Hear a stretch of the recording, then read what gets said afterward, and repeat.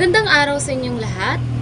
Ang tatalakayin po namin ngayon ay Aralin 6, napapanahong teknolohiya at kagamitan sa pagtuturo ng wika at panitika, mga kagamitang limbag at hinahanda ng guro. Ako nga pala si Binibining Yabo Leslie. Layunin ng Aralin. Pagkatapos ng aralin ng mga mag-aral ay inaasahang nakikilala ang mga napapanahong teknolohiya at mga kagamitang limbag at inihanda ng guro na itatalakay ang kahalagan ng mga napapanahong teknolohiya. Batayang aklat, isang masistemang pagsasaayos ng paksang aralin para sa isang tiyak na asignatura at antas.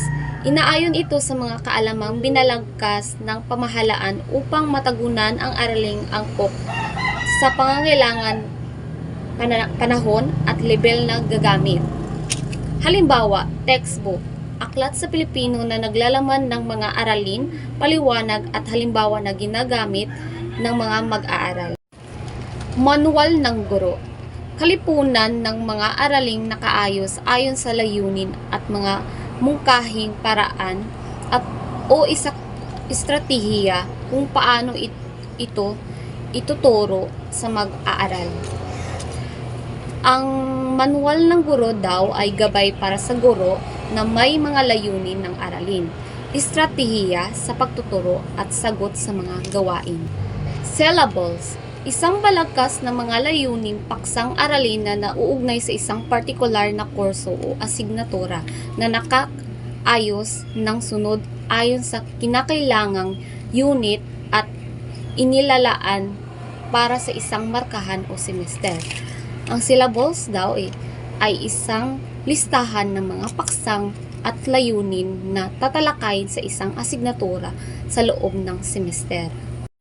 Workbook, kinapapalooban ng mga gawaing pagsasanay ng mga mag-aaral na may kaugnayan sa tinatalakay mula sa textbook.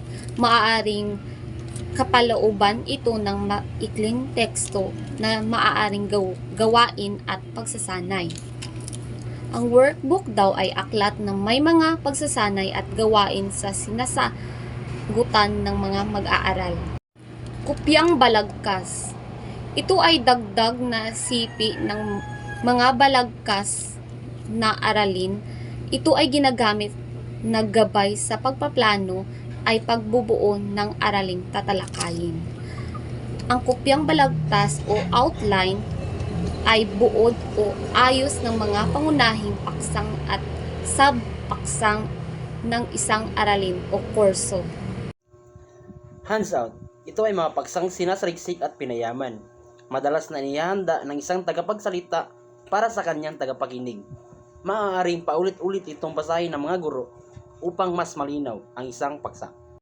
Pamphlets, supplemental, magazines, lahat ng ito ay pareha-pareha lamang. Naglalaman ito ng mga set ng impormasyon mula sa ibang materyales na idinadagdag sa tinalakay na aralin. Artikulo mula sa magazines. Naglalaman ito ng mga iba't ibang napapahanong paksa na maaaring magamit bilang pantulong sa isang aralin. Pahayagan. Naglalaman ito ng mga pangyayari sa loob at labas ng ating bansa na ginagamit bilang batayan at pantulong bilang suportang impormasyon kaugnay sa aralin. Journal.